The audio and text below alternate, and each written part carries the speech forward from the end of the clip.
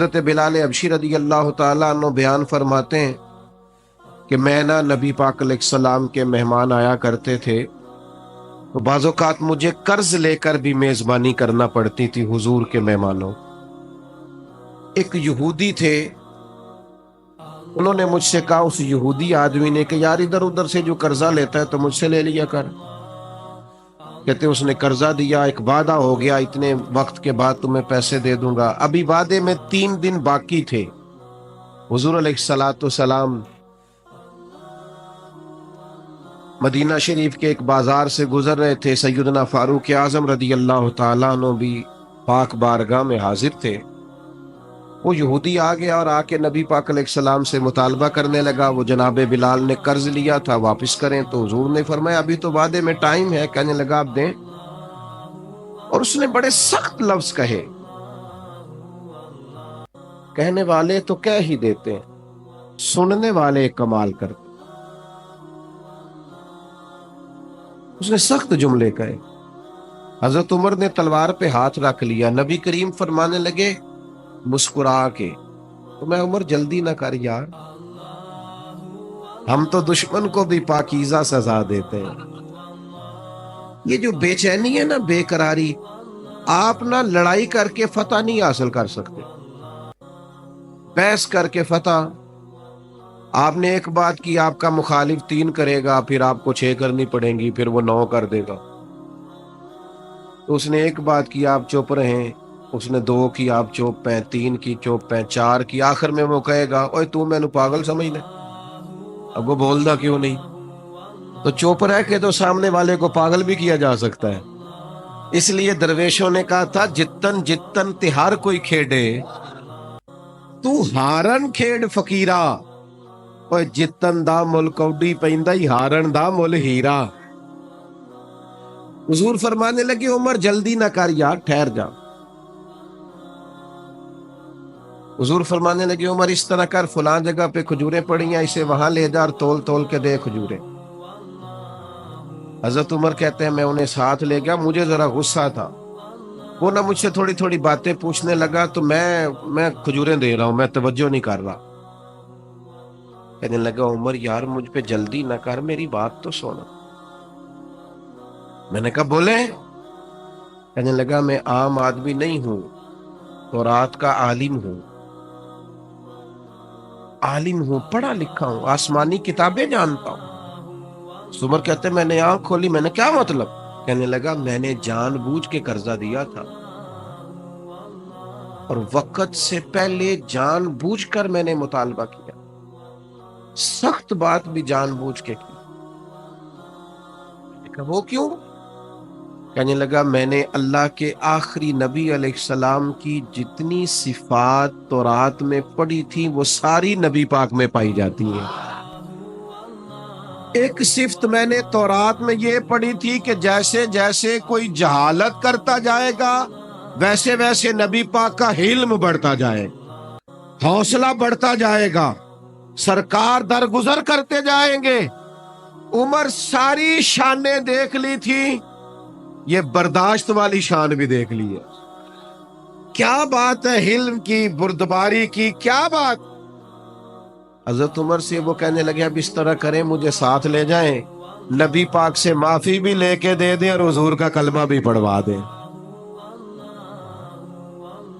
جلدی پتہ نہیں کاہے کی ہے، بے چینی پتہ نہیں کاہے کی، آزمائش پتہ نہیں کاہے کی۔ ایک دوست مجھ سے ملنے آ گئے، مجھے جلدی تھی، میں نے کہیں جانا تھا، تو آج کل ہمارا سب سے اہم موضوع ہوتا ہے پاکستان کے حالات ڈسکس کرو۔ اگر تبصروں سے کوئی ملک ٹھیک ہوتا تو سب سے پہلے ہمارا ٹھیک ہونا تھا، کیونکہ جتنے تبصرے یہاں ہوتے ہیں نا، ہر بندہ تو صحافی ہے، سب کے پاس موبائل ہے، سارے میڈیا چلاتے ہیں، اور بھائی چھوڑنا بھی چاہیے کبھی کبھی موبائلوں کو، اور بھی غم ہے زمانے میں محبت کے سوا، کیا کرے، آزمائش ہو جاتی۔ مجھے جانا تھا، میں ان سے اجازت لینا چاہ رہا تھا، وہ مجھے کہنے لگے سنائیں پھر حالات کیسے ہیں۔ میں نے کہا بالکل ٹھیک ہے۔ وہ بھی پریشان ہو گیا، جی میں تسی نہیں سارے ہو گئے کہ بالکل ٹھیک نہیں حالات۔ میں نے اسے کہا جب سے ہم نے ہوش سنبھالا ہے ہم تو حالات ایسے ہی دیکھ رہے ہیں، کوئی مسئلہ نہیں۔ تو وہ کہنے لگا نہیں جی حالات بڑے خراب ہیں. میں نے اسے کہا پاکستان کی خوبیاں نہ ڈسکس کریں. میں نے کہا میں ایک خوبی بتاؤں. اور بھی کئی لوگوں سے میں نے یہ بات کی. میں نے کہا بتاؤں. کہنے لگے بتائیں. میں نے کہا نماز پڑھنے کا جتنا اچھا بندوبست میرے ملک میں ہے اتنا کہیں بھی نہیں ہے. سڑک پہ چڑھ جائیں, جی ٹی روڈ پہ یا موٹر وے پہ, ہر جگہ ہر پمپ پہ مسجد بھی ہے, وضو خانہ بھی ہے, کسی کی نماز قضا. یہ انتظام کسی اور ملک میں نہیں. یہ چھوٹی خوبی ہے کہ آپ کو سجدوں کی آزادی ہے. خدا کے بندو, ہر وقت منفی باتیں کرنا کوئی ضروری ہے؟ ہر وقت منفی چیزوں کو ڈسکس کرنا کوئی ضروری ہے؟ مثبت رہیں, حلم والے رہیں, بردبار رہیں. جلد بازی شیطان کی طرف سے ہوتی. حضور نے صرف 4 کاموں میں جلدی کرنے کا کہا. نماز کا وقت ہو جائے جلدی پڑھ لو, بچے کا مناسب رشتہ مل جائے شادی جلدی کر دو. حضور علیہ السلام نے فرمایا کسی کا انتقال ہو جائے دفن جلدی کر دو. چوتھا فرمایا کسی کی رقم دینی ہو, تمہارے پاس بندوبست ہو گیا, فوراً ادا کر دو. باقی تو ہر کام میں آہستگی, بردباری, ٹھہراؤ, وزاداری, خوبصورتی, مسکرانا. اگر روز کے 100 لوگ مسئلہ پوچھتے ہیں نا ہم سے, تو 95 طلاق والے ہیں. میاں بیوی بحث کرتے ہیں, بحث کرتے جا رہے ہیں, مقابلہ شروع کر لیا ہے, بچے پریشان ہیں, امی ابو لڑائی کر رہے ہیں. اور زیادہ ذمہ داری خامد کی تھی, چونکہ خامد کو اللہ نے زیادہ عقل عطا کی.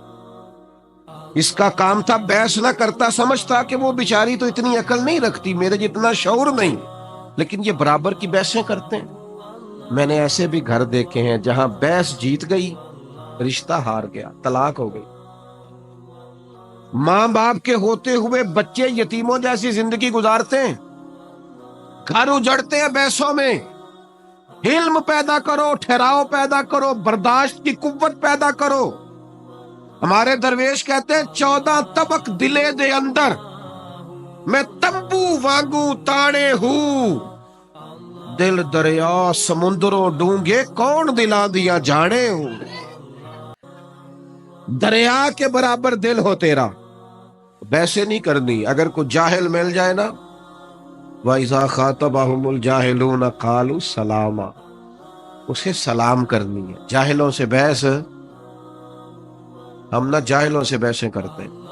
پتہ بھی ہے سامنے والا بیوقوف ہے, جاہل ہے, بحث کر رہے ہیں, کرتے جا رہے ہیں. امام شافعی رحمت اللہ علیہ فرماتے ہیں اکثر میری بحث ہوئی, مسائل میں گفتگو ہوئی, لیکن فرماتے ہیں جب میری عالم سے بحث ہوئی ہے نا, کبھی سامنے والے عالم نے میری رائے قبول کر لی, کبھی میں نے اس کی قبول کر لی, کبھی وہ جیت گئے کبھی.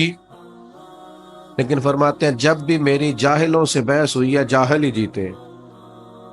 اس لیے کہ جاہل سے کوئی جیت سکتا